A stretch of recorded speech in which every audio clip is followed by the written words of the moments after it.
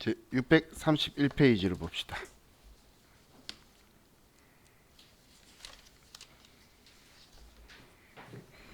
계산은 1279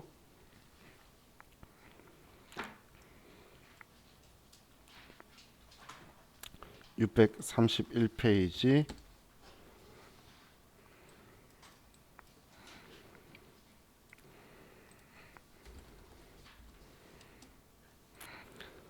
자, 1번 문제예요. 다음 자료를 이용하여 수익금액 조정 명세서 및 조정 후 수익금액 명세서 작성하고 세무 조정하시오. 자, 이번에도 손익계산서상 수익금액이 있죠. 그리고 직수출엔 제품 매출에 직수출 2억 원이 포함되어 있으니까 이건 조정 후 수익금액 명세서 할 때에 우리 내수 판매에서 뺄 거고, 제품 재고 자산에는 적성품 2,700만 원, 판매가 3,105만 원이 포함되어 있는데 이는 2020년 12월 31일에 판매된 것으로 확인되었다. 이에 대한 부가가치세 수정 신고는 적정하게 이루어졌다. 그럼 지금 얘는 올해 12월 31일 날 판매된 건데 이게 아직 내 재고 자산에 들어가 있다는 건 우리는 장부에 아직 얘네들을 기록을 안 했다는 이야기죠. 그렇기 때문에 수익금액 조정 명세서에서 우리 적성품이니까 위탁 매출이죠.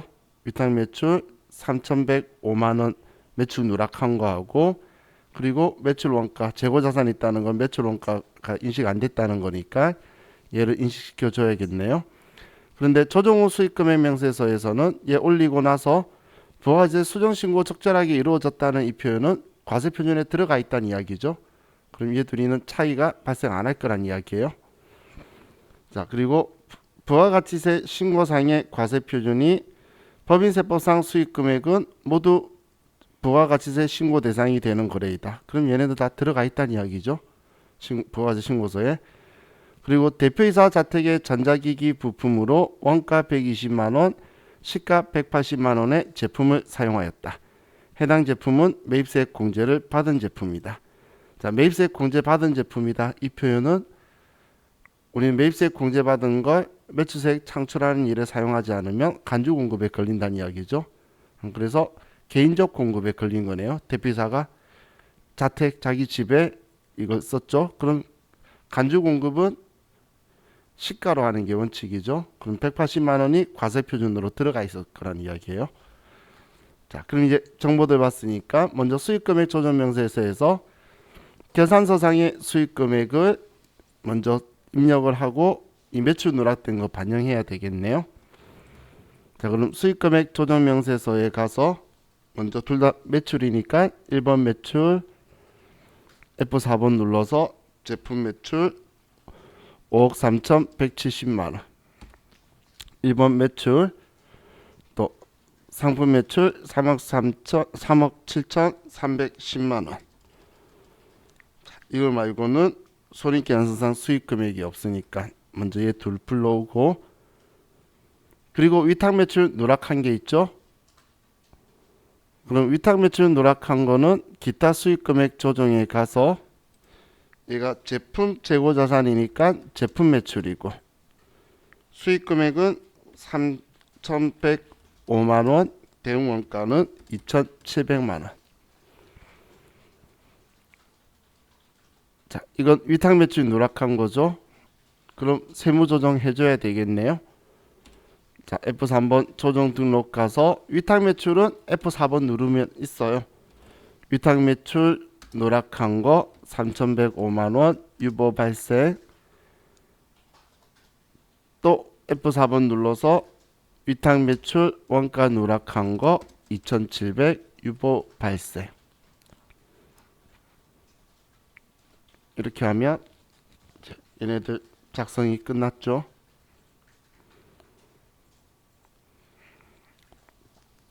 자, 그럼 이 3,105만 원만큼 수익금액 조정 계산에 들어와 있는 거 이 항상 마지막 확인하고, 자, 이 조정 후 수익금액을 써야 되니까 저장 버튼 누르고, 자, 저장되었으면 자, 조정 후 수익금액 명세서 열어서 방금 조정 후 수익 금액이 아래에 들어와 있는지 확인하시고, 얘가 들어와 있으면 지금 이 금액이 여기에 들어와 있어야 되는데 안 들어와 있으면 방금 얘가 제대로 저장이 안 된 거예요. 그럼 이 금액이 들어와 있죠. 자, 그럼 우리 경비율 번호 적혀 있는 거에 지금 얘는 업태 종목이 없으면 그냥 얘 있는 그대로 쓰면 돼요.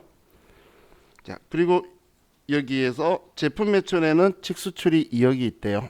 그럼 제품 매출이 지금 이 금액이죠. 여기에 직수출이 2억이 있으니까 2억 빼고 3억 6,275만 원으로 바꿔주고, 예, 수입 상품 내수 판매한 거 아니니까 지워주면 영세율 수출에 2억 원이 들어가죠. 자, 이렇게 하면 이제 여기 업종별 수익금액 명세서는 작성이 끝났고, 다음 과세표준 수익금액 차액 검토로 가서, 자, 여기 안 들어와 있는 거 불러오기를 하면, 자, 지금 여기에 있는 이 금액이 여기에 조정 후 수익금액에 들어오는 거예요. 지금 이 금액이 여기에 들어오면, 자, 이제 얘 둘이의 차이가 180 나 있는데 그게 이건가 봐. 그죠? 자, 그럼 얘는 대표이사 자택 개인적 공급인 거 여기에 과세표준엔 들어가 있으니까 더해줘야 되겠죠. 그래서 180만 원 쓰면 끝나는 거예요. 이렇게 하고 저장하면 끝이죠. 오히려 한 개만 문제가 나오는 것보다 이렇게 두 개가 같이 섞여 나오는 게 더 간단하게 물어보기 때문에 훨씬 더 우리가 문제 풀기는 좀 용이해요. 자, 또 풀어봅시다. 자, 703페이지.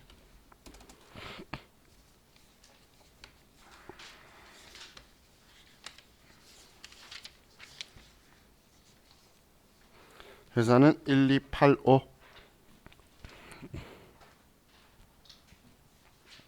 703페이지 1285.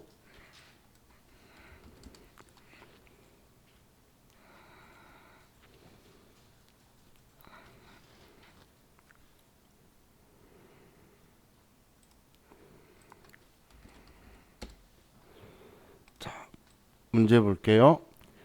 자, 다음 자료 이용하여 수익금의 조정 명세서와 조정 후 수익금의 명세서를 작성하시오. 자, 손익계산서상의 수익 반영 내역이고, 그럼 매출액이 두 개가 있는데 직수출이 있고, 이 중에 부산물 매각대가 있네요. 근데 얘도 나중에 업종은 제품 매출하고 같죠. 그럼 조정 후 수익금액 명세서에서는 얘 300만 원을 더해 줄 거예요. 또 다음 페이지 보면 부가가치세법상 과세표준 내역이 있는데, 여기에 기계장치 매각, 얘는 고정자산 매각한 거니까 우린 과세표준 들어가 있고 수익금액 없는 거고, 사업상 증여도 간주 공급이니까 과세표준에 있는데 수익금액은 없는 내역이죠. 자, 부가가치세 신고 내역은 관련 규정에 따라 적법하게 신고하였다.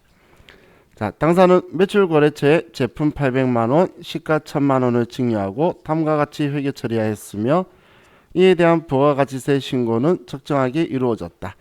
매출거래처에 증여한 게 사업상 증여죠. 시가 1000만원 한 거 여기 들어와 있잖아. 그럼 이것만 이따 체크하면 되는 거죠. 그럼 얘는 이 앞 문제보다 더 간단하네요. 왜냐하면 얘만 불러오면 수익금액 조정명세서 끝나잖아. 조정할 것도 아무것도 없죠. 자, 그럼 수익금액 조정명세서 클릭해서 먼저 1번 매출 F4번 눌러서 제품 매출 13억 8,700. 다음 또 1번 매출 눌러서 상품 매출 8억 3천. 다음 2번 영업외 수익에 잡이익 해서 300만 원이다. 부산물 매각이니까. 그러면 자, 이제 이 금액들이 전부 다 불러와졌죠. 다음 저장 버튼 누르고, 저장 버튼 누르고, 자, 조정 후 수익금액 명세서에 가서 자, 이제 얘네들 금액이 다 들어왔어요. 그럼 첫 번째 제품 매출은 자, 코드 번호는 맞고 업종 코드의 제조, 전자응용, 공작기계. 다음 상품권은 도매, 컴퓨터 및 주변 장치다.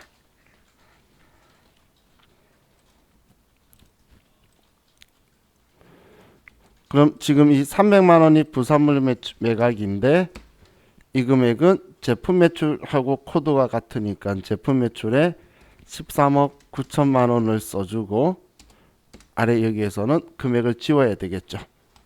여기에 더해주고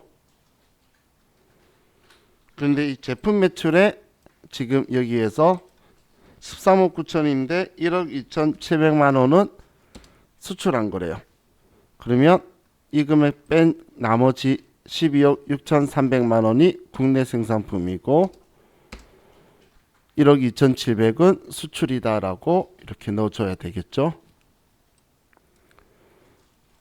자, 그래서 이 금액이 여기에 들어와 있으면 업종별 수익금액 명세서는 정확하게 작성했네요.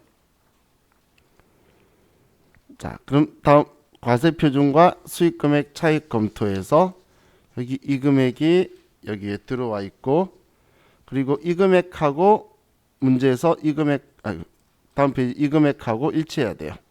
부가세 신고한 거니까. 그럼 얘 일치하고 그럼 지금 빠진 거는 기계장치 매각 25번에 5천만 원이고 사업상 증여가 1,000만 원이다. 이렇게 쓰면 차이가 전부 다 정확하게 맞아졌죠. 이렇게 하면 하고 저장하면 얘는 끝이에요. 자, 다음 또 하나 더 풀어봅시다. 생각보다 잘 나오죠, 얘네들. 자, 715페이지로 가서 1286 바로 다음 회차네요. 715페이지 1286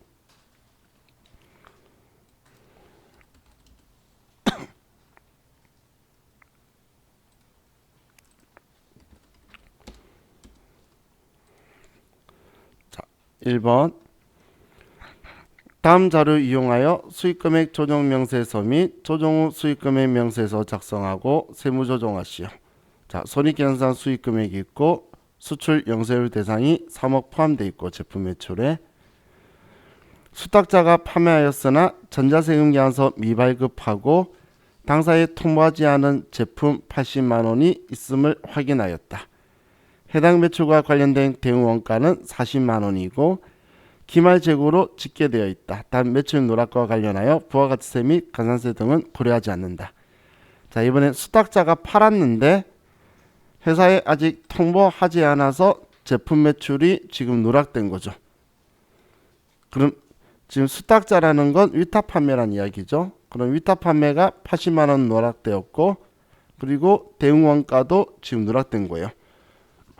근데 이거에 대해서 전자세금계산서 미발급했죠. 세금계산서 미발급했다는 건 지금 우리는 수익금액에 올려야 되는데 올렸다가 조정 후 수익금액 명세서에서 내려줘야 과세표준하고 똑같겠죠. 세금계산서 발행 안 해줬으니까. 자, 다음 페이지에는 제품을 매출거래처에 판매장려금으로 지급하고 다음과 같이 회계 처리하였으며 이에 대한 부가가치세 신고는 적정하게 이루어졌다. 자, 이건 우리는 거래처에 판매장려금을 물품으로 주면 사업상 증여죠. 그럼 사업상 증여는 시가 400만 원으로 될 거예요. 그래서 부가가치세가 40인 거죠. 자, 그리고 이제 얘가 전부 다네요. 자, 그럼 먼저 수익금액 조정명세서에 가서 먼저 1번 매출 눌러서 F4번에 제품 매출 35억 원이고 도 매출에 상품 매출이 24억 500만 원이고 자, 여기에서 위탁 매출 누락된 거 기타 수익금액 조정 가서 얘는 제품 매출 80만 원이 누락된 거죠. 제품 매출 80만 원에 대응 원가 40만 원이다.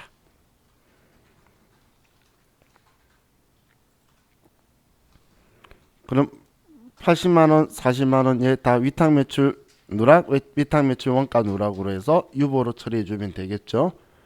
자, F3번 조정 등록 가서 F4번 눌러서 위탁 매출 누락 80만 원 유보 발생. 그리고 위탁 매출 원가 누락 40만 원 유보 발생. 이렇게 하면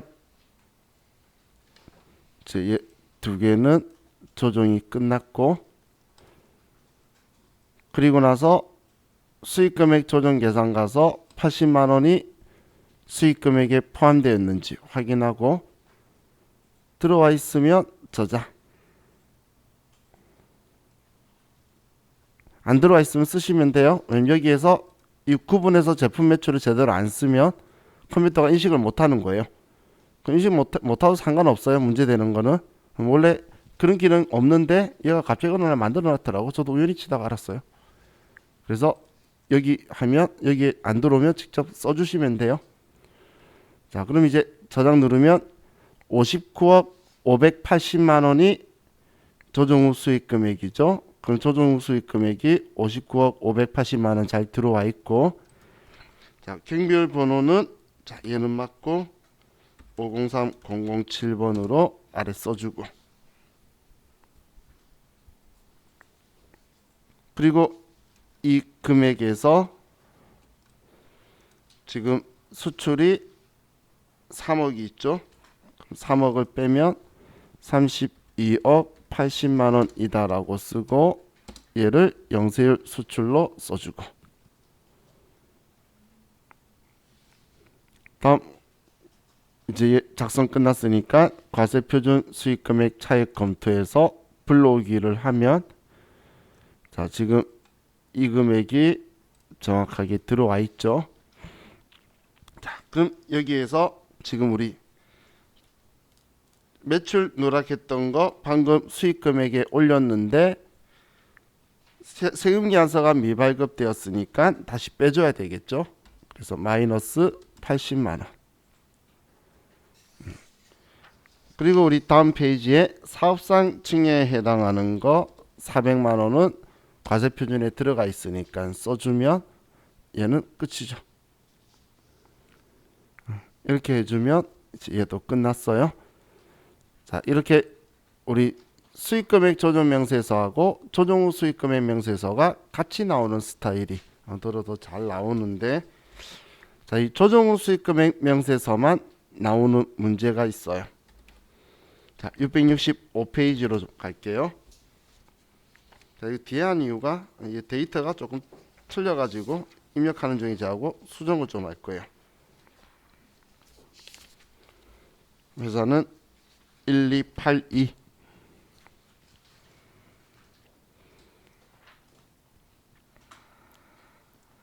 (665페이지)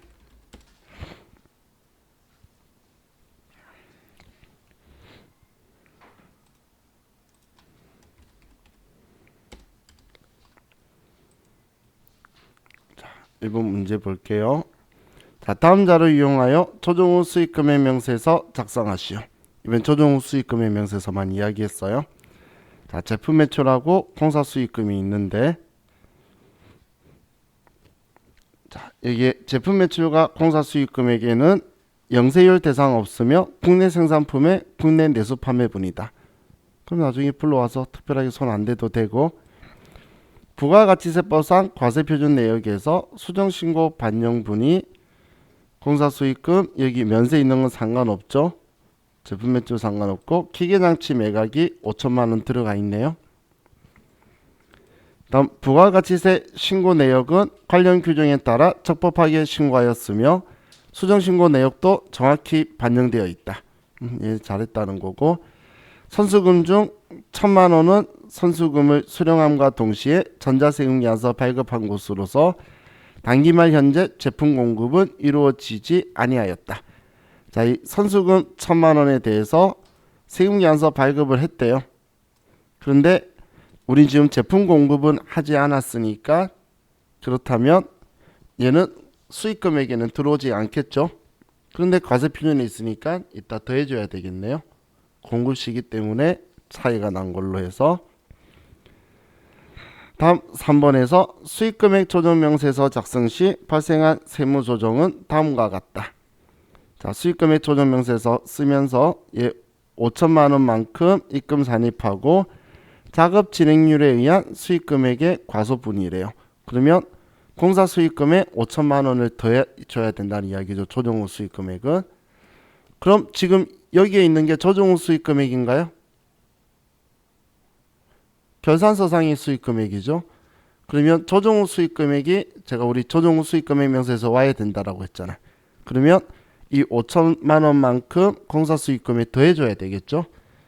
그러면 20억 5천만 원이 공사 수익금에 들어올 거예요. 이해가시나요? 지금 우리 수익금의 조정명세서 작성한다면 여기 들어갈 거잖아요. 근데 얘는 지금 작성하는 문제가 아니기 때문에 지금 우리가 더해가지고 금액을 써줘야 돼요. 자, 그럼 이거에 대해서는 세금계산서 발행된 거 아니니까 차익 검토에서는 또 빼줘야 되겠죠. 자, 그럼 조정 후 수익금액 명세서에 가서 자, 금액을 보면 지금 첫 번째 제품 매출에 대한 거 업태는 제조, 전자응용, 공작기계 금액이고 다음 두 번째에 공사 수익금은 건설이고 건축공사인데 금액이 틀렸죠. 20억 5천만 원이 돼야 되는 거죠.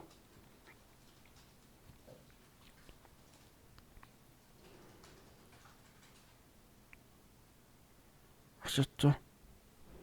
자, 그럼 여기에서 영세율 대상 없다라고 했으니까 이대로 된 거고, 자, 차액 검토 탭에 가서 불러오기를 하면 제가 앞에 계속 이런 이야기 했죠. 이 금액하고 이 금액이 일치해야 된다고. 이게 지금 안 일치하죠? 왜냐하면 수익금액 조정명세에서 틀려서 그래요. 데이터 잘못 만들어서. 그래서 46억 4천만 원을 여기 들어와야 되는 거예요. 46억 4천만 원이. 그리고 또 문제 보시면 수정신고 반영한 과세표준이 46억 5천만 원이죠. 부가지세 과세표준이. 여기 면세까지 다 합친 게 46억 5천이잖아요. 그런데 여기에 46억 5천이 아니죠. 그죠? 얘도 여기서 빠졌어요. 그래서 41억 5천만 원으로 수정해 주셔야 돼요. 자, 시험 때는 얘 수정하라고 문제 절대 나오는 거 아니에요. 얘가 지금 데이터가 지금 책 만들면서 백데이터가 틀어진 거예요. 자, 그럼 이렇게 이제 들어온다고 보면, 자, 이제 우리가 먼저 기계장치 매각한 거 보였죠? 자, 금액 5천만 원은 우리가 더해줘야 되고, 다음 선수금에 대해서 세금계산서 발행했는데 우리 수익금액이 없는 거, 거래 시기에 차이 가산하는 거 1천만 원 더해줄 거고, 다음 작업 진행률에 의한 차이, 얘 더해줘야 돼요? 빼줘야 돼요? 그렇죠, 빼줘야 되죠. 그래서 5천만 원 빼줘야 되겠죠. 왜냐면 우리 방금 올렸잖아, 수익금액에.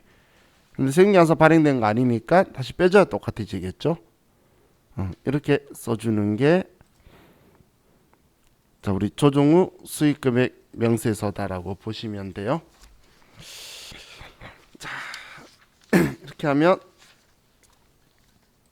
이제 우리 조정 후 수익금액 명세서가 있는 문제는 같이 한번 쑥 둘러봤어요.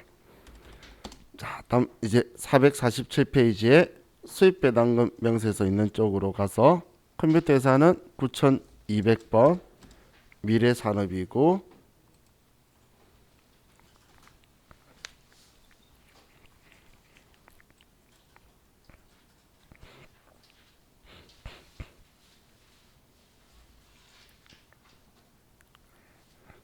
자, 수입배당금 명세서는 일단 시험에 나온 적 단 한 번도 없어요. 그래서 혹시 모르니까 그냥 한 번만 작성만 해보는 거지 뭐 기출 문제나 연습할 건 없어요. 자, 그럼 이거의 취지를 먼저 설명드릴게요. 자, 우리가 개인이든 법인이든 배당을 받아요. 그럼 그 배당 받는 거는 법인세가 과세되고 나서 남은 돈으로 지분율만큼 배당 받았겠죠. 그럼 이미 세금이 그 과세된 거예요.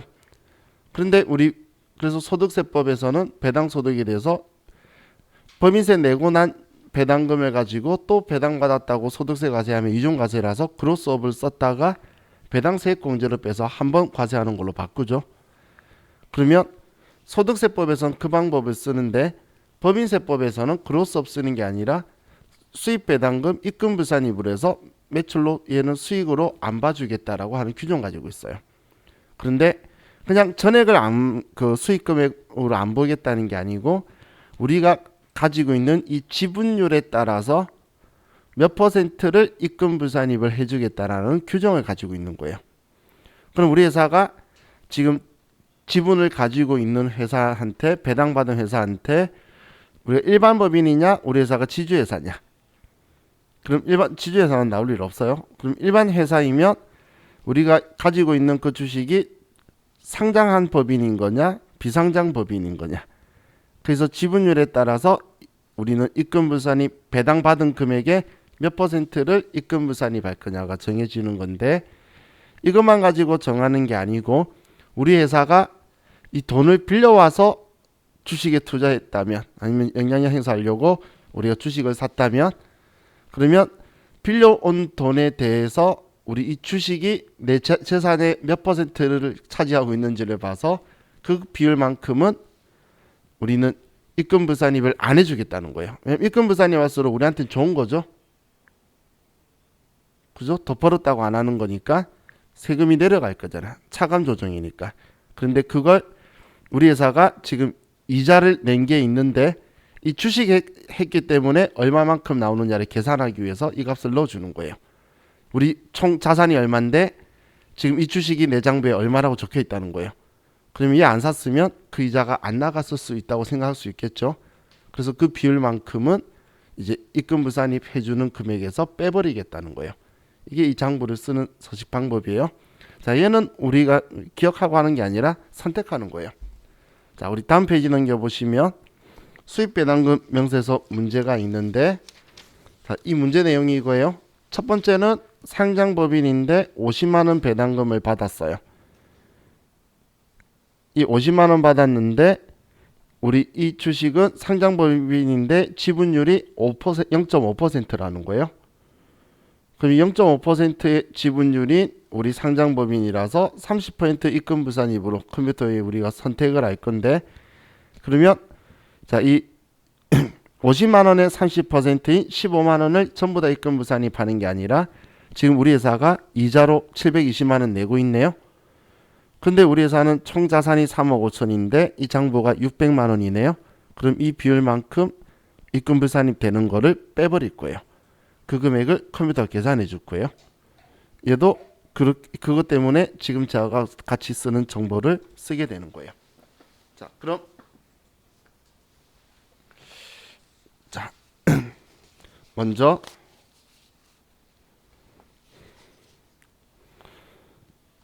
자 수입배당금 명세서에 가서 자, 이게 간단해요. 시험에 안 나오는 이유는 한번 써보면 알아요. 자, A 법인이다. 얘는 상장사니까 1번 주권 코스닥 상장 지분율은 0.5%. 또 우리 가지고 있는 게 B법인에 배당받았는데 얘는 기타 법인 비상장사 지분율 60%다. 쓰셨죠? 자, 그럼 이제 아래쪽에 와서 자, 이번에 A 법인이다. 자, 배당금을 50만원 받았어요. 그럼 제가 이거 외우는 거 아니라 그랬죠? 그럼 창 뜬 거 보면 우리는 일반 법인이니까 여기에 그리고 A 법인은 주권 상장사니까 여기에 지분율이 0.5%죠. 30% 이하. 그러면 얘를 선택하는 거예요. 그리고 확인하면 15만 원 나오죠. 그럼 이제 얘 가지고 그런데 입금부산입 해주는 걸 배제 빼는 금액이 이자 720만 원인데 이 주식이 장부에 600만 원 적혀 있고 우리 회사의 총 자산가액은 3억 5천만 원이라는 거예요. 그랬더니 이 금액만큼은 그럼 입금부산입 만약에 15만 원에서 이 금액 뺀 나머지만 입금부산입 해주겠다. 이렇게 계산한 거예요. 그냥 보고 쓰는 거죠. 비법인 얘는 60만 원인데 얘는 지금 일반 법인의 비상장 기타 법인이고 이 기타 법인에서 60%니까 50% 초과. 예, 50%를 선택하면 되겠죠. 그럼 여기에 확인하고 그럼 30만 원 중에서 720만 원 이자 얘는 장부 가액이 700만 원이네요. 3억 5천 중에서 그래서 7만 2천 원을 입금부산입 처리하겠다는 이야기예요.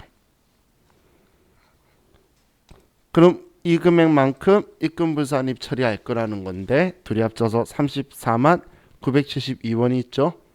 그럼 얘 입금부산입 할 때 자, 우리 생각 한번 해볼게요. 입금부산입이면 소득 처분을 뭘로 할 거냐라는 거예요. 자, 우리 입금부산입은 가산조정이에요? 차감조정이에요? 너 이만큼 매출 아니야? 그럼 이익 줄이는 거잖아. 그럼 차감조정이죠. 차감조정에 사회이출이 있나요? 없죠. 너 이만큼 번 거 아니야? 라고 말해놓고서 누가 가져갔니? 이건 이상한 소리잖아. 한마디로 사회이출이 없어요. 그러면 소득 처분은 유보하고 기타밖에 없는 거예요.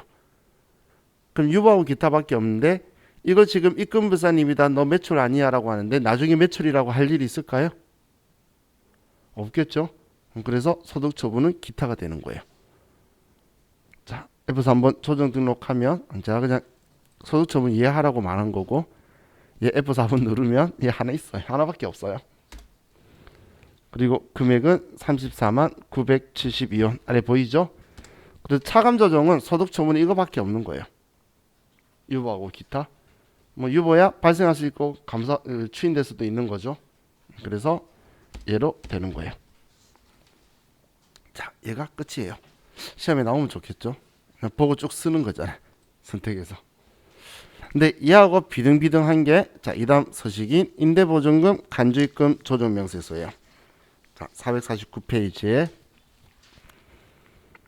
자, 임대보증금 간주입금 조정명세서는 자, 여러분들이 먼저 생각하셔야 될 게 자, 있을 것도 없구나. 자, 우리 간주임대료는 입금으로 보는 게 맞나요? 수익금액으로? 방금 막 우리 조정 수익금액 할 때 안 본다라고 했잖아. 그 수익금액 제외에 있었죠? 그런데 얘는 왜 조정한대? 얘는 전제 조건이 뭐냐면 부동산 임대업을 주업으로 하는 사업자가 이것만이 전제 조건이 아니고 차입금 과다법인이에요. 이렇게 생각하시면 돼요.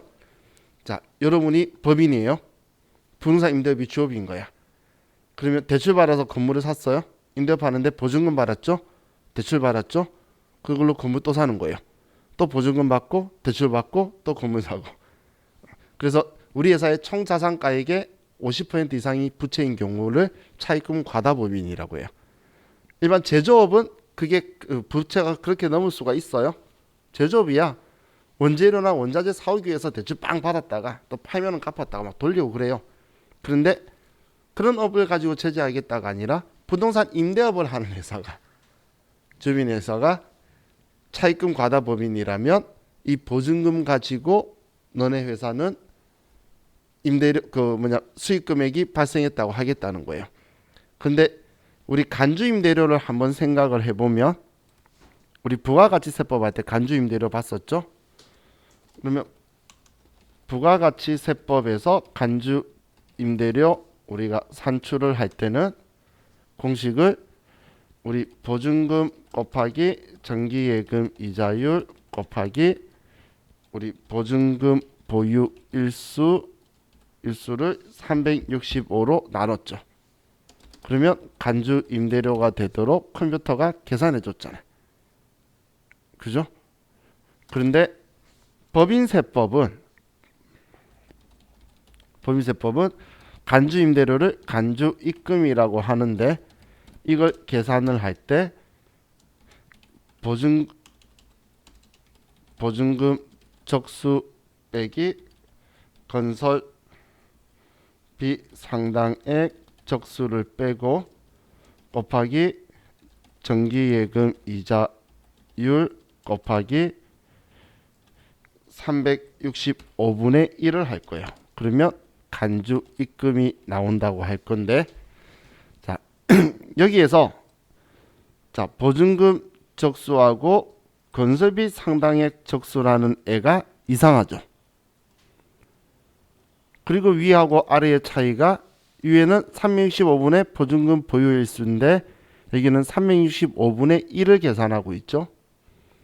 자 이제 우리 법인세법은 우리가 돈을 보유하고 있을 때에 보유하고 있는 그 금액이 변동될 수 있죠. 보증금은 받았다 줬다 하고 한 집만 하는 게 아니라 여러 집이니까 전부 다 보증금 받았을 때가 있을 거고 빠져나갔을 때가 있을 거잖아요.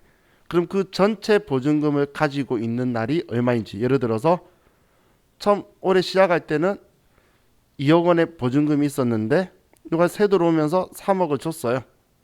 그러면 2억에 3억 받아서 지금 5억을 가지고 있다가 또 어느 집이 나가서 뭐 2억을 내줬으면 3억 가지고 있고, 그러면 내가 총 가지고 있는 금액이 틀리겠죠. 그럼 그 금액 일일이 어떻게 계산할 거야? 복잡하죠.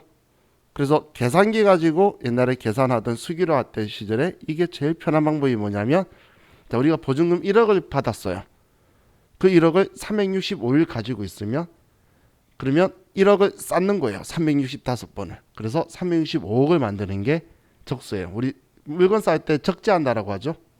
그런 것처럼 수를 쌓는 걸 적수라고 해요. 그러면 이렇게 한다고 생각하시면 돼요. 자 우리가 예를 들어서 2억을 보증금 가지고 있었는데 우리 6월 말까지는 2억 가지고 있었는데 7월 1일 날 다른 곳에서 들어오면서 3억을 보증금 걸고 또 연말까지 있었다고 볼게요.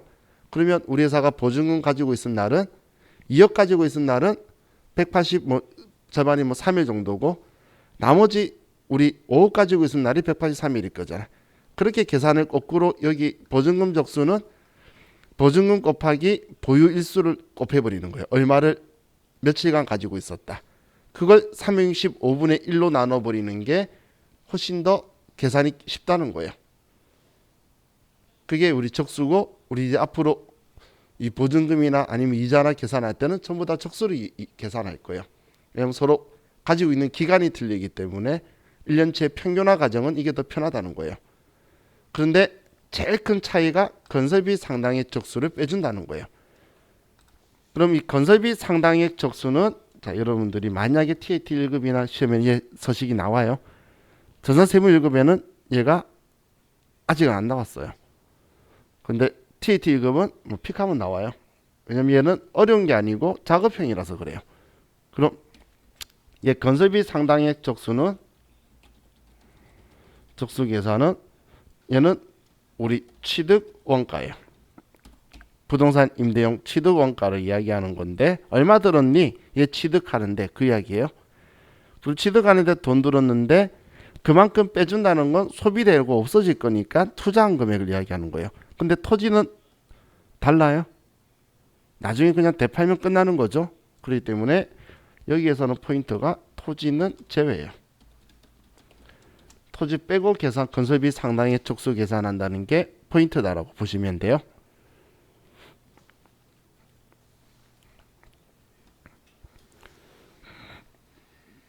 자, 그럼 우리 다음 페이지 넘겨서 임대보증금 간주입금 좀 보면, 자 사업연도는 올해 사업연도고, 자 보세요. 임대용 부동산 취득한 게 2017년 5월 20일이죠. 자 우리 법인세 신고할 때는 과거 옛날은 필요 없어요. 올해 1월 1일부터 있었으면 1월 1일부터 계산, 올해 중에 받았으면 받은 날부터. 그럼 올해 이전에 일어났죠? 그러면 1월 1일부터 카운팅하는 거예요. 올해 것만 가지고 이야기하는 거거든. 그래서 올해 이전이면 그냥 1월 1일인 거예요.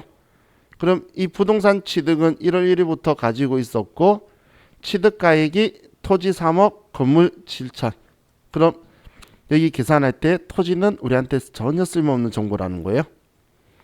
그럼 건물 7천이고 300제곱미터, 전체 연면적이 300제곱미터라는 거네요. 자, 부동산 임대를 하는데 임대사업 개시한 게 2018년 7월 20일, 그럼 올해 1월 1일부터 하고 있었네요. 그리고 보증금 1억 5천이고 임대 면적이 180제곱미터네요. 근데 지금 간주 임대료에 대해서 간주 입금이라고 계산을 하는데, 그런데 우리가 실제적으로 보증금을 받아서 은행에 넣어둔 거예요. 그럼 이자가 붙겠죠. 혹은 보증금을 운용해서 수익을 발생시킨 거예요. 그럼 지금처럼 만약 이자가 붙었다면 이 이자는 지금 임대보증금 운용했는데 이자가 지금 내 장부상 567만 4천 원 중에 60만 원이 이 임대보증금으로 돈이 생긴 거라는 거예요. 그럼 이 이자 수익은 내 손익계산서에 영업외 수익 들어가서 당기순이익에 들어가 있겠죠. 그럼 이거에 대해 세금 내잖아. 근데 또 보증금 정기예금 이자일 만큼 세금 내라고 하면 이중과세가 되겠죠. 그래서 이 금액만큼은 빼고 간주임대료라고 할 거예요. 그래서 보증금 운용해가지고 운용수익 난 금액만큼은 장부상이 운용수익으로 계산된 만큼은 빼고 나머지를 하기 위해 얘로 써줄 거예요. 자, 그럼 이제 이거에 대해서 임대보증금 간주입금 조정명세서로 가면 자, 간단해요.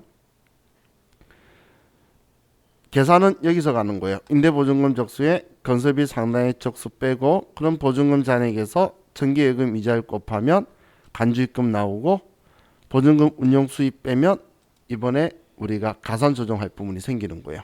간주임대료라고. 그럼 임대보증금 적수는 여기에서 보증금 적수 계산해 보면 자, 우리 문제 세 번째 점에 1억 5천 보증금 받았죠. 2018년도니까 1월 1일부터 가지고 있는 거예요. 그러면 1월 1일 그리고 0번 입금하면 정기 2월 될 거예요. 그리고 금액이 1억 5천만 원이다. 지금 2020년이라서 365로 계산이 되는데 그럼 1억 5천만 원에 365를 곱하면 지금 549억이 나온 거예요. 근데 얘는 지금 1억 5천을 지금 366일간 가지고 있었다는 이야기죠. 자, 이거 썼다 지울 건데 화면 보세요. 이렇게 계산한다는 거예요. 7월 1일 날 우리가 돈을 보증금을 예를 들어서 1억 5천을 더 받았어요. 그렇게 쓰면은 1억 5천 가지고 있었던 날은 182일, 1억 5천 또 받아서 3억 가지고 있었던 날은 184일로 계산을 해서 전체 적수를 이렇게 쌓는 거예요. 그런데 또 만약에 우리가 10월 1일 날 보증금을 반환을 했어요. 누가 나가서 5천만 원을 줬다 그러면 자, 이제는 182일은 1억 5천 가지고 있었고 92일은 3억, 92일은 2억 5천 이렇게 해서 계산하는 게 적수 계산하는 방법이에요. 그럼 여러분들이 아마 회사나 주위에서 이 회계 담당자들이 쓰는 계산기들이 다 14자리 쓰고 있을 거예요. 12자리 잘 안 쓰고 14자리 쓰는 이유가 법인세 다루는 사람은 전부 다 적수로 써요. 적수로 쓰면 몇백억씩 나와요. 왜냐면 1억을 365면 해도 300 몇십억이잖아. 그래서 12자리 하면 자리가 모자라서 거의 다 14자리 계산기 쓰고 있다고 보시면 돼요. 근데 얘가 지금 원리를 보니까 훨씬 더 편하죠. 이 금액을 365분의 1로 나눠버리면 하루치의 정확한 보증금에 대한 금액이 나오기 때문에 계산이 훨씬 더 편해요. 이게 지금 하루에 그럼 평균 얼마 가지고 있었다는 거지 보증금 그 계산법인 거예요. 얘가 더 쉽게 계산이 되겠죠. 자, 그럼 얘는 지금 1억 5천을 365일 가졌다. 얘 나오면 끝이에요. 다음 건설비 상당액 적수는 3번 역인데 위에 탭이 있죠. 위에 탭에서 건설비 상당액 적수 계산 클릭하면 자, 이 한글로 나 적혀 있는 거 말고 얘는 다 같은 글자고 얘를 보는 거예요. 건설비 총액 적수 얘는 임대 면적, 얘는 연면적, 전체 면적, 임대하고 있는 면적, 얘는 건설비. 자, 그럼 우리는 1월 1일부터 가지고 있었어요. 건설비는 7천만 원. 토지 뺀다는 건 여기서 뺀다는 이야기예요. 토지는 건설비 적수 계산할 때 안 들어오기 때문에. 다음 건물 임대 면적은 얘도 임대를 우리는 18년부터니까 1월 1일 180제곱미터고, 그런데 임대 전체 연면적은 1월 1일 300. 그러면 우리는 이 금액 전체에서 적수 중에 300분의 180을 얘도 우리가 임대를 하고 있었던 날의 면적도 적수로 다 쌓아버리는 거예요. 그러니까 숫자를 다 합하는 방식이 적수예요. 그러면 여기에 건설비 상당의 적수가 나왔으니까 다시 이제 임대보증금, 간주입금 조정 탭으로 가면 얘가 구해지고, 그럼 이제 얘 계산해서 365로 나누면 이 금액이 나온 거예요. 그럼 여기에 정기예금 이자율 곱하면 이제 간주입금이 나왔는데 보증금 운용수입을 빼줘야 되겠죠.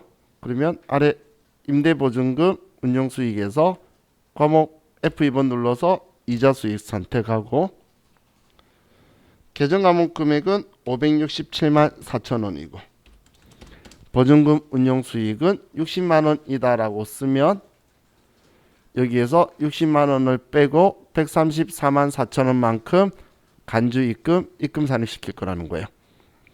그럼 우리 가산 조정하려고 지금 입금 산입 금액 계산했다는 건 알겠죠? 그러면 자, 얘 소득 처분은 뭐라고 해야 될까요? 자, 이거 우리 회사가 가지고 있는 건가요? 아니죠. 이거 누가 가져갔나요?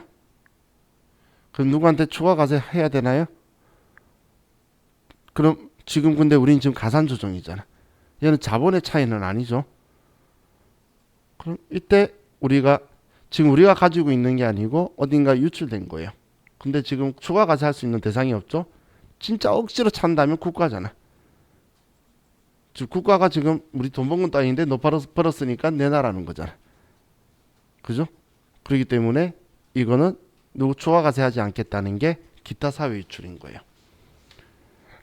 자, 그럼 이제 F4 한번 조정 등록 가서, 자, 지금 이런 서식들이 좋은 게 여기에 들어와서 F4번 눌러보면 이 서식 안에는 얘한테 필요한 것만 들어와 있으니까 조정할 게 간주입금에 대해서 우리는 기타 사회 유출로 소득 처분해 줄 거다라고 들어와 있죠. 자, 이렇게 해주면 얘 작성이 끝나는 거예요.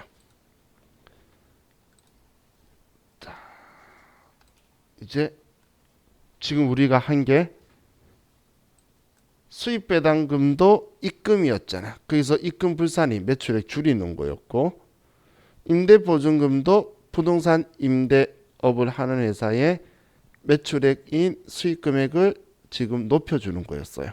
지금 우리가 한 게 수익금액을 전부 다 맞추는 작업을 한 거예요. 자, 이제 우리 쉬었다가 이제는 과목별 세무조정으로 갈 거예요. 과목별 세무조정. 이제 여기에서 거의 두 문제가 나와요. 여기 전체에서. 근데 문제는, 자, 이제 우리 쉬었다가 과목별 세무조정 들어가도록 합시다. 쉬었다 할게요.